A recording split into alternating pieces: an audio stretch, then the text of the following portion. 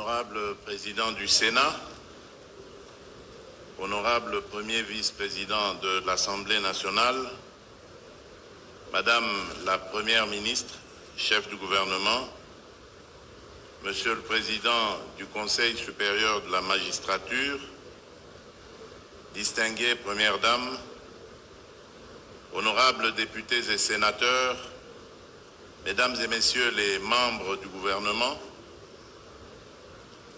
Messieurs les présidents des institutions d'appui à la démocratie, Mesdames et Messieurs les membres du corps diplomatique et représentants des organisations internationales, distingués invités, Mesdames et Messieurs, mes très chers compatriotes,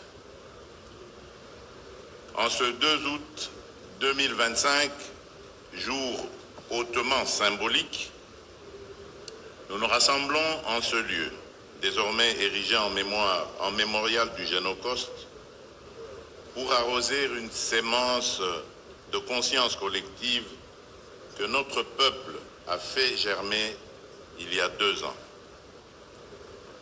Nous sommes venus répondre à un triple appel. L'appel de la mémoire, l'appel de la dignité, l'appel de la justice. Par notre présence ici, nous commémorons le Génocauste, terme consacré par notre peuple souverain à travers ses représentants légitimes pour désigner l'extermination méthodique dont il a été et demeure encore victime au nom des logiques économiques cyniques et prédatrices. Nous sommes venus rendre un hommage solennel à des millions de nos compatriotes, hommes, femmes, enfants, sauvagement massacrés, souvent déportés, et trop longtemps condamnés au silence, dans l'indifférence glaciale de la communauté internationale. Nous rendons également hommage à celles et ceux qui, au péril de leur vie, leur ont porté secours. Mais parce que ces millions de vies fauchées vivent encore à travers notre mémoire, notre combat, nos voix, je vous invite à vous lever pour observer un moment de recueillement en leur honneur.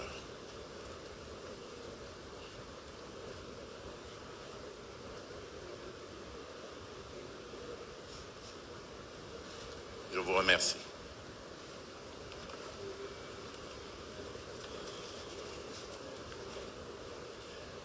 Mesdames et Messieurs, distingués invités, mes très chers compatriotes, comme l'a écrit Elie Wiesel, le contraire de l'amour, ce n'est pas la haine, c'est l'indifférence.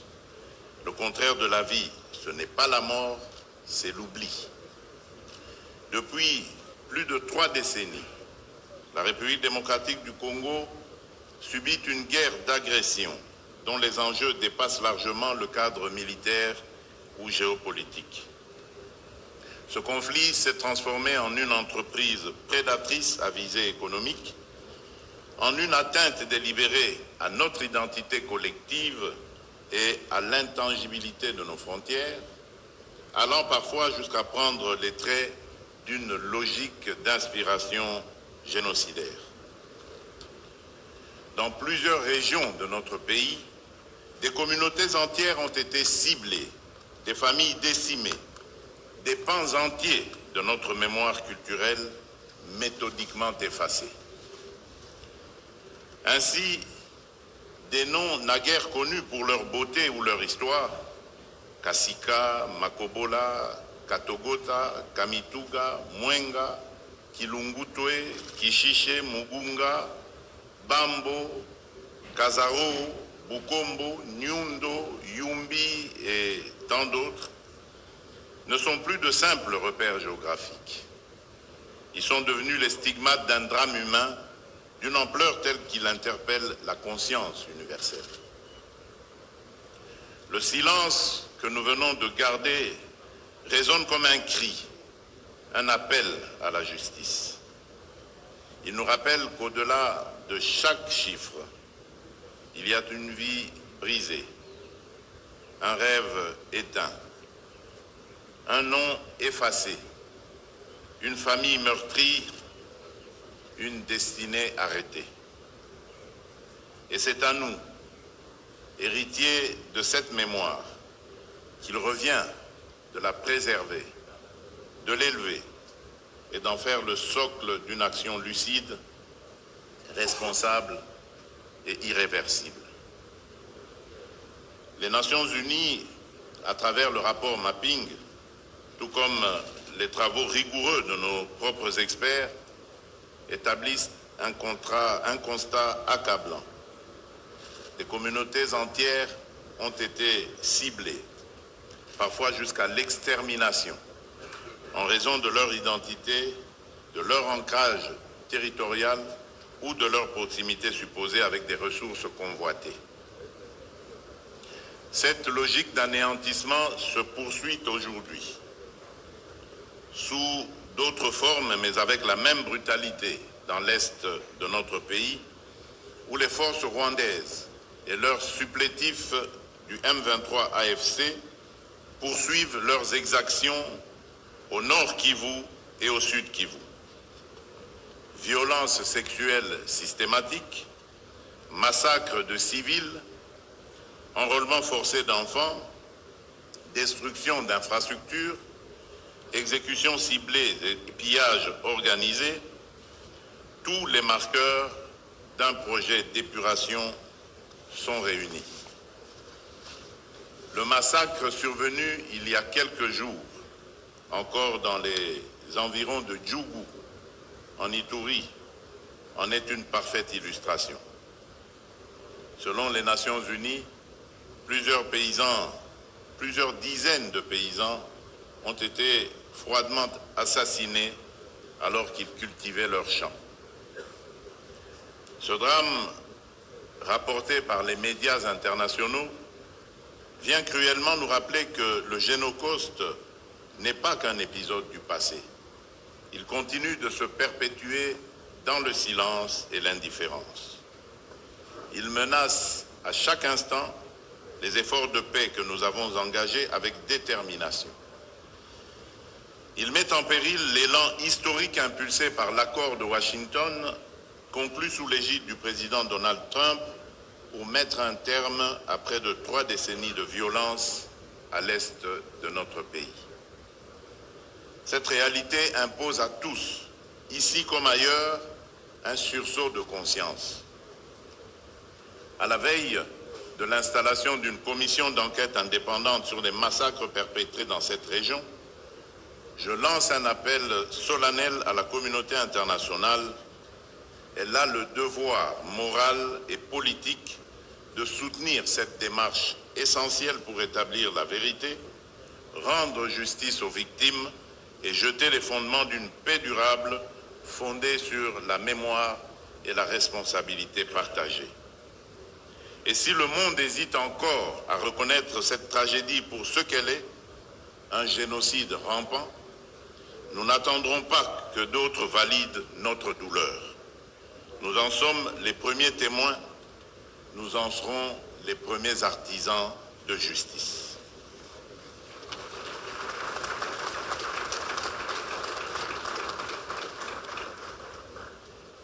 C'est dans cette dynamique que s'inscrivent les initiatives que j'ai personnellement impulsées à travers la feuille de route Génocost 2025.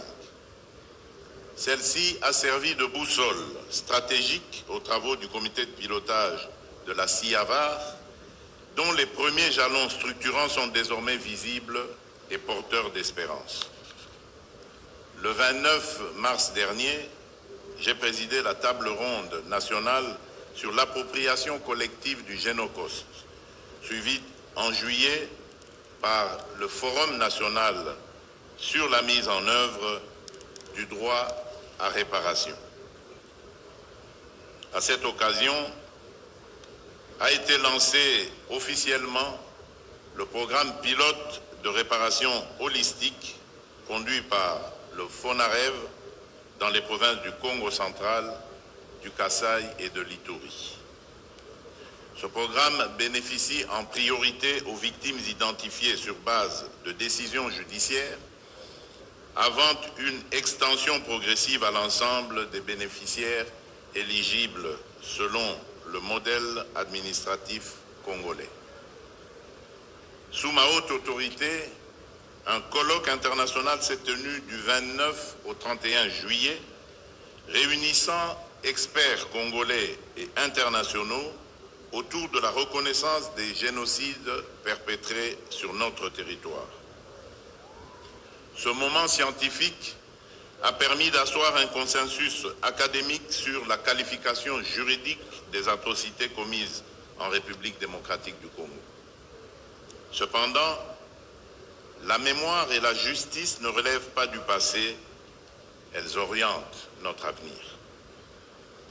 Résolu à faire triompher la vérité, j'ai engagé notre nation dans un plaidoyer de haut niveau pour la reconnaissance internationale du Génocide.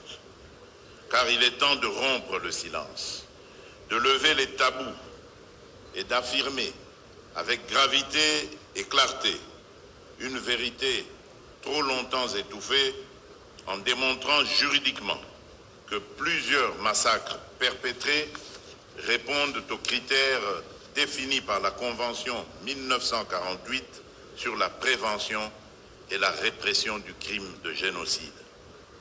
En tant que garant de la nation, j'assume pleinement cette responsabilité. Il ne s'agit ni de chercher un statut victimaire, ni de quémander une reconnaissance. Il s'agit de rétablir une vérité historique occultée et d'exiger justice au nom de notre dignité. Et je le dis avec force, quel que soit le temps que cela prendra, nous n'abandonnerons jamais ce combat.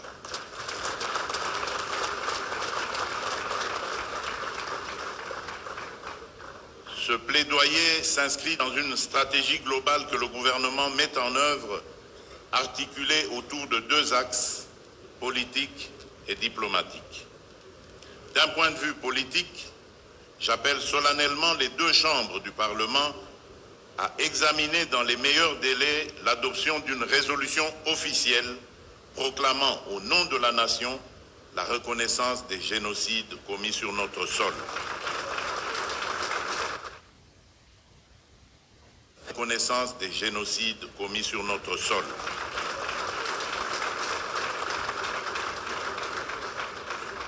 Ce ne serait pas qu'un symbole, mais un acte souverain de vérité et de mémoire.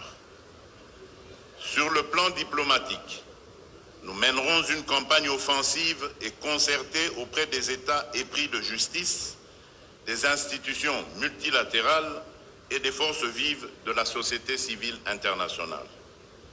Cette mobilisation connaîtra une séquence structurante à l'automne 2025 avec une série d'événements parallèles en marge de la 60e session du Conseil des droits de l'homme à Genève et de la 80e session de l'Assemblée générale des Nations unies à New York. J'ai en outre instruit le gouvernement de mener un dialogue diplomatique ciblé avec les représentations étrangères accréditées à Kinshasa afin de les sensibiliser aux enjeux de ce combat et de faire d'elles des relais actifs de notre message auprès de leur capitale. Mesdames et messieurs, distingués invités, mes très chers compatriotes, le combat que nous menons est celui de la vérité, de la dignité et de l'espérance. Il est celui d'un peuple debout qui refuse l'oubli et qui choisit d'avancer vers la justice avec lucidité, constance, détermination et persévérance.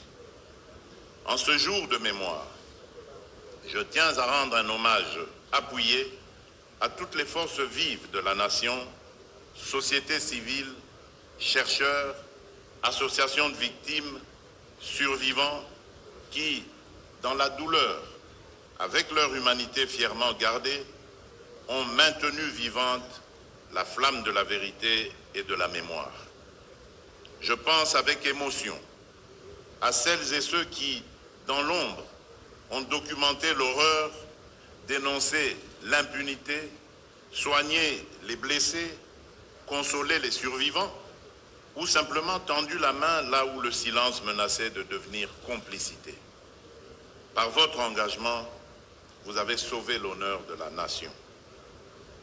À nos victimes, à leurs familles, à nos survivants, à notre peuple meurtri, je dis ceci, la République ne vous oubliera jamais. Ne pas oublier, ne jamais répéter et commencer à guérir. Plus jamais seul. Pour conclure, permettez-moi, comme à chaque commémoration, de rappeler cette parole lumineuse du prophète Ésaïe au chapitre 8, verset 23. Les ténèbres ne régneront pas à toujours sur le pays envahi par l'angoisse. Dans le temps à venir, il couvrira de gloire la route de la mer. Fin de citation. Que Dieu bénisse la République démocratique du Congo et son peuple. Je vous remercie.